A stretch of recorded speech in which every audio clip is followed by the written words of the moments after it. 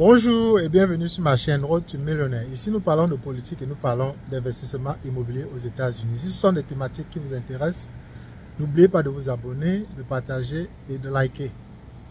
Bon, aujourd'hui, on ne va pas encore parler de l'immobilier, on va parler de la crise qui s'opère aux États-Unis avec Donald Trump et son bras droit Elon Musk. Qu'est-ce qui se passe? Qu'est-ce qui s'est passé? Et qui sortira vainqueur ou perdant de ce bras de fer entre les deux milliardaires américains? Bon, quand on parle de Donald Trump, on parle d'immigration. Et si vous regardez derrière moi, vous allez voir les Espagnols, ce qu'on appelle les Spanish. Ils sont derrière moi, vous pouvez les voir. Et la dernière fois que je discutais avec eux ici, ils m'expliquaient qu'ils avaient peur quand Trump a lancé la procédure pour l'expulsion des immigrants, de ceux qui sont arrivés ici illégalement. Donc, ils passent souvent le temps ici. Si des gens ont besoin de travaux, on fait appel à eux et à la fin de la journée, on leur donne $50, quelque chose dans ce genre. Donc, tout d'abord, il faut comprendre que Trump et Elon Musk, c'était d'abord des gens qui soutenaient les démocrates. Mais les démocrates, leur idéologie, c'est de prendre beaucoup plus d'argent aux pauvres pour reverser.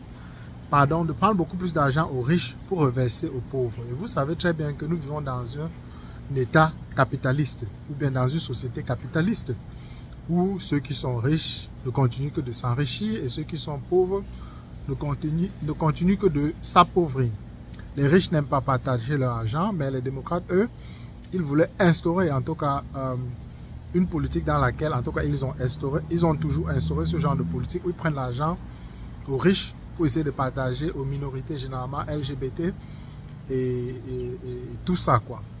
Et ce sont des trucs qui ont commencé à faire éloigner, d'autant plus que leur agenda était de pousser changer le queer, tout ça, changer de sexe.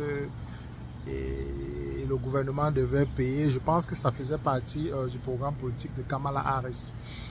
Et ça a beaucoup fait jaser. Et c'est d'ailleurs l'une des raisons principales qui ont fait beaucoup d'Américains voter pour Trump. Puisque les Américains, eux, ils sont fatigués. Et en plus, le prix des produits sur le marché coûte de plus en plus cher. Que ce soit la maison, le carburant, l'eau, l'électricité, la nourriture, alors n'en parlons plus. Donc, Trump lui proposait qu'il devait baisser le prix de tout ça, la maison. Si vous vivez aux États-Unis, vous savez que les taux d'intérêt pour la maison varient entre 7 et 8% aujourd'hui aux États-Unis. C'est incroyable, quoi. Mais bon, je réserve une vidéo sur l'immobilier plus tard. Donc, en 2014, je pense, Elon Musk, il soutenait Hillary Clinton. Et Trump lui-même était d'abord un démocrate et il a voulu qu'on le pousse pour qu'il soit le candidat principal. Les démocrates ont refusé. Il a tenté sa chance avec les républicains, on l'a accepté. Donc c'est pourquoi Trump est devenu républicain. Mais à la base, il n'était pas républicain. Donc, quand en 2020, George Floyd a été tué et Trump a perdu les élections, il ne voulait pas partir, il appelait les gens de venir prendre le Capitole en otage. On l'a banni de Twitter et c'est à ce moment où Elon Musk est sorti pour le défendre, quoi. Il dit que ça va trop loin. On devra avoir la liberté d'expression, pas comme au Cameroun. Donc, depuis lors, Elon Musk a racheté Twitter. Il avait racheté Twitter et comme il n'aimait pas s'aligner avec la politique du gouvernement, les démocrates partout dans le monde étaient contre lui. C'est pourquoi à un moment donné, il était quasiment l'homme le plus critiqué au monde. Mais ça n'a rien changé. Il a travaillé parce qu'avant, Twitter était valorisé, Twitter avait beaucoup d'employés et je pense que faisait un chiffre d'affaires de 5 milliards de dollars. Je pense, je ne suis pas très sûr avec les chiffres, mais je pense que c'était 5 milliards de dollars, mais avec les dépenses de 10 milliards. Donc, Twitter s'endettait de quasiment 5 milliards par an. Donc, Elon Musk a acheté Twitter, il a renvoyé, je pense qu'ils avaient environ 5 à 8 000 employés. Il a renvoyé ce qui restait 800, puis il a réembauché jusqu'à, je pense qu'ils sont à 1500 maintenant. Et il ne fait plus un chiffre d'affaires de 5 milliards, il fait un chiffre d'affaires de 2 milliards, de 5 milliards, pardon. Mais il a les dépenses de 2 milliards 5. Donc, il a un positif de de 2 milliards et demi. Elon Musk fait un positif de 2 milliards et demi alors que l'ancien Twitter faisait un déficit de 5 milliards. Donc vous voyez que Elon Musk a réussi son coup. Donc pendant donc, les campagnes électorales de 2020 ici aux États-Unis, de 2025 pardon, Elon Musk a décidé de soutenir Donald Trump. Et bon, on ne connaît pas les termes de leur contrat, mais on sait quand même qu'un milliardaire ne mettra pas l'argent pour soutenir quelqu'un pour rien. La preuve, Macron en France, il ne fait que promouvoir des lois pour aider les personnes riches. Donc généralement quand une personne riche donne l'argent, elle s'attend à des politiques beaucoup plus favorables à son encontre. C'est d'ailleurs pour ça que Elon Musk a décidé de mettre 277 millions sur la table pour soutenir Donald Trump. Personne aux États-Unis n'a jamais mis autant d'argent, mais Elon Musk l'a fait car c'est l'homme le plus riche au monde. L'erreur que Musk a fait, c'était de s'attaquer à tout le monde. Il a commencé à mettre sa bouche dans les affaires des Européens, mettre sa bouche partout. Vous vous souvenez du salut nazi qu'il avait fait. Et son rôle, en tout cas, l'une des promesses de campagne de Trump était que si les Américains souffrent, c'était à cause des immigrants illégaux, comme je vous ai montré, les Espagnols qui n'ont pas les papiers et ils sont illégaux, ils sont de manière illégale aux États-Unis. Donc Trump les pointait du doigt en disant que ce sont eux la cause des souffrances des Américains et qu'il devait les renvoyer chez eux. Et Trump aussi disait qu'il devait que le gouvernement dépense trop d'argent pour les LGBTQ+, je ne sais même plus, et autre chose. Donc la mission de Musk, était de diminuer les dépenses du gouvernement, de les ramener à quasiment zéro, d'autant plus que l'Amérique ne fait que s'endetter. Ils ont eu un déficit de quasiment 30 trillions de dollars, un peu plus que ça. Donc le rôle de Musk, sa mission était de faire en sorte à ce que l'Amérique commence en tout cas à payer ses dettes.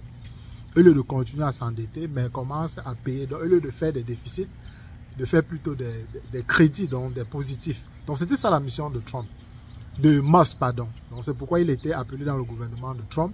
Mais je ne sais pas quoi d'autre il a eu comme contrat avec Donald Trump avant de financer sa campagne. Il était très présent. Vous avez même vu comment il a humilié le président sud-africain parce qu'il voulait que son SpaceX soit accepté en Afrique du Sud. Je ne connais pas les conditions. Mais Trump a mis la pression jusqu'à ce que Cyril Ramaphosa a dit qu'il devrait étudier ce dossier. Donc, c'est probablement l'un des partenariats qu'il a eu avec Trump. Mais qu'est-ce qui s'est passé? On ne sait réellement pas. Mais récemment, il y a quelques jours, Trump est venu dire que le contrat de Musk était fini, mais on lui donnait une clé, il pouvait venir à la Maison Blanche quand il voulait, et tout ça. Surprise, surprise, Musk a sorti des sorties incendiaires sur Twitter, ou X si vous voulez, ou X en français, et accusant, puisque Donald Trump a aussi proposé une loi pour les taxes ici aux États-Unis, ce qu'il appelle Big Beautiful Bill. En fait, ça va augmenter. Quand on fait les taxes ici, ceux qui font des enfants, on les donne $2000 par enfant. Donc Trump a augmenté à 2500. Et il disait aussi que ceux qui travaillent comme dans des bars ou bien dans des restaurants, des endroits comme ça où on donne du pourboire. Et avant, on devait taxer le pourboire. Mais Trump, dans la loi, là, il demande qu'on ne taxe pas le pourboire. Et aussi ceux qui font beaucoup d'heures supplémentaires, comme moi, je suis chauffeur camion, donc je travaille beaucoup et j'ai beaucoup d'heures supplémentaires. Il avait promis pendant la campagne qu'on ne devrait pas taxer les heures supplémentaires, mais faites très attention. Dans son nouveau Big Beautiful Bill, en fait, si vous gagnez, disons, $20 par l'heure, normalement, vos heures supplémentaires devraient être $30. Donc, au lieu que vous gardez tous les $30 dans vos poches, dans le Big Beautiful Bill de Donald Trump, vous allez toujours payer les taxes sur $20, mais les $10 qui s'ajouteront extra comme heures supplémentaires, c'est ce $10 que vous ne devez pas payer. Et ça a aussi un cap. Donc, ce n'est pas qu'à l'infini. Ça a un cap. Si tu touches une certaine somme d'argent, à un moment donné, ce cap doit être levé. Donc, ce n'est pas si beau que ça. D'ailleurs, j'étais très déçu parce que moi, je ne vote pas aux États-Unis, je tiens à vous dire. Parce que ma philosophie, c'est que ce soit un démocrate ou un républicain, ça ne contribuera pas à l'avancée en Afrique. Donc aucun ne travaillera pour les Africains, chacun travaillera pour lui. Et dans cette philosophie-là, moi, j'ai décidé de ne pas faire partie des gens qui votent pour la politique aux États-Unis. Vous pouvez critiquer cette position, mais c'est mon avis. Mais quand même, je soutenais Donald Trump de loin, en tout cas, parce que je ne m'y voyais pas dans la politique de Kamala Harris. Donc, et aussi, comme je fais des heures supplémentaires, donc mon intérêt était dans ces heures supplémentaires qu'il enlève les taxes là-dessus. Mais j'étais quand même déçu. Mais c'est quand même quelque chose, mais j'étais quand même déçu. Donc, je pense que si tu gagnes, je ne me souviens pas, faut en parler à vos comptables. Moi, je ne suis pas comptable, je suis que chauffeur camion. Mais je pense que si vous gagnez, je pense 90 000 si vous êtes seul. Et si vous faites plus de 90 000, ce euro-là doit sauter. Donc, vous allez payer les taxes sur tous les 30 $ que vous gagnez. Donc, ça s'applique pour peu importe qui vous êtes. Donc, Musk est venu là commencer à critiquer ça en disant que si ce Big Beautiful Bill passe au Congrès ou au Parlement, si vous voulez, ça va endetter l'Amérique de 2,5, je pense, billions de milliards en plus. Au lieu de baisser les dettes de l'Amérique, les dettes de l'Amérique vont continuer plutôt à augmenter. Donc, Musk n'était pas d'accord avec ça. Donc, on ne sait pas si c'est à cause de ça qu'il y a une discorde entre les deux. Et Trump n'aime pas qu'on lui tienne tête. Vous savez, si vous tenez tête à Trump, vous allez rapidement avoir des problèmes. Donc, Trump peut aussi sortir en disant que mais, de quoi est-ce que je me mêle?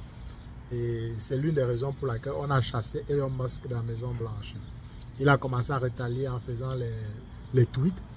Et Trump lui a dit que, d'ailleurs, s'il veut ouvrir sa bouche, il va supprimer les ristournes que le gouvernement donne. Puisqu'ici aux États-Unis, on poussait pour les voitures électriques. Donc, si vous achetez une voiture électrique, vous avez une ristourne de quasi 20%. Donc, si une voiture électrique vous coûte, disons, je dis n'importe quoi, 50 000 $, vous avez 20%, donc 10 000 $ que le gouvernement devait vous donner. Et quand vous allez remplir vos taxes, il y avait encore un certain nombre de pourcentages que vous devrez avoir. Je n'ai jamais acheté une voiture électrique, donc je ne peux pas vous donner les détails, mais je sais quand même que quand je regardais dans des publicités, voilà un peu ce qu'on promettait aux gens qui achetaient des voitures électriques. Donc, Trump a dit que si Musk ouvre encore sa bouche, il devrait enlever ça. Et d'ailleurs, il ne comprend même pas pourquoi est-ce que l'ancien président Biden n'avait pas enlevé ça. Parce que ça pompe les caisses de l'État. Il a promis qu'il va enlever ça. Musk a rétalié en disant que, vous savez que pendant le mandat de Donald Trump, son dernier mandat, son premier mandat en tout cas, il y avait un bruit qui voulait qu'il soit destitué de son titre président. Donc Musk a commencé à partager ça, à partager comment il avait violé quelqu'un. Donc en tout cas des coups bas, on dirait des enfants du lycée. La température est montée et Trump a dit que Musk a commencé à dire aussi que si, bon, j'ai pas pris les notes, tout ça me vient de la tête. Il a aussi dit que si ce n'était pas de lui, puisque Musk a quasiment plus de 200 millions de followers sur Twitter, et il a dit que c'est lui qui avait fait en sorte à ce que il avait influencé en tout cas les Américains à voter Trump, que sans lui, Trump ne devait jamais être voté candidat. Trump a rétalié en disant, puisqu'il y a les élections mid-term, la présidentielle c'est 4 ans et le Parlement c'est 2 ans. Donc chaque 2 ans on fait les élections pour le Parlement. Et actuellement les républicains ont plus de voix dans l'Assemblée. Donc les mid-term arrivent en novembre de l'année prochaine. Et Trump a menacé Musk en disant que s'il soutenait un candidat ou bien les candidats de l'opposition démocrate, Trump allait le sanctionner sévèrement, dont beaucoup d'autres avantages comme le gouvernement, on pousse le gouvernement à utiliser les voitures Tesla, tout ça. Trump devait cancel tout ça, il devait annuler tous ces avantages que Musk avait. Donc, Musk a aussi menacé qu'il doit enlever SpaceX qu'il avait proposé au gouvernement pour aller dans l'espace. Donc, en tout cas, c'est des invectives, des tensions entre les deux. Donc, en conclusion, pour ne pas mettre la vidéo plus longue qu'elle ne l'est déjà, puisque il y a 15 minutes, qui sortira gagnant de ce combat? Sans hésiter, je dirais Trump. Parce que Musk, les parts de l'entreprise Musk de Tesla, pardon, ont déjà baissé de quasi 40%. Parce que quand on a voté Donald Trump, vous savez, les démocrates, ce sont eux qui contrôlent, en tout cas le monde, que ce soit occidental, le monde en tout cas dans le côté occidental.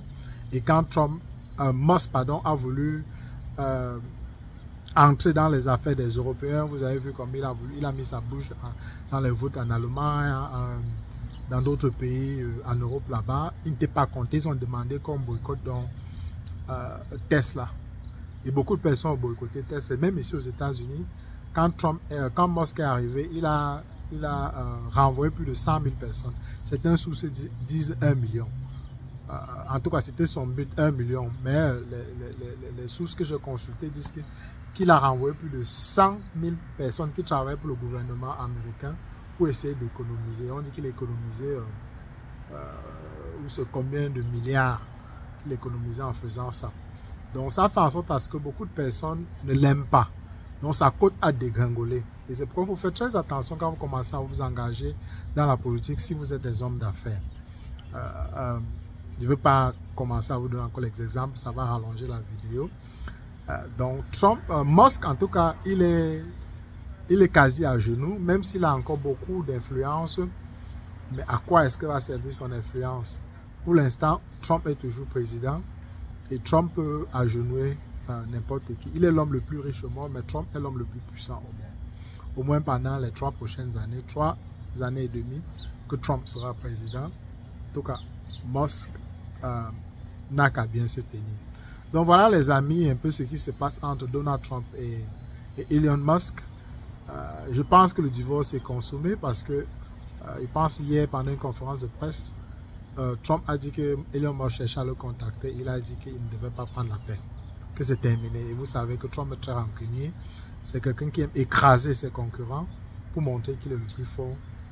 Et je doute qu'il baisse son ego parce que c'est quelqu'un qui a un ego énorme. Et Musk aussi, en tant que personnalité la plus riche au monde, a aussi un ego surdimensionné.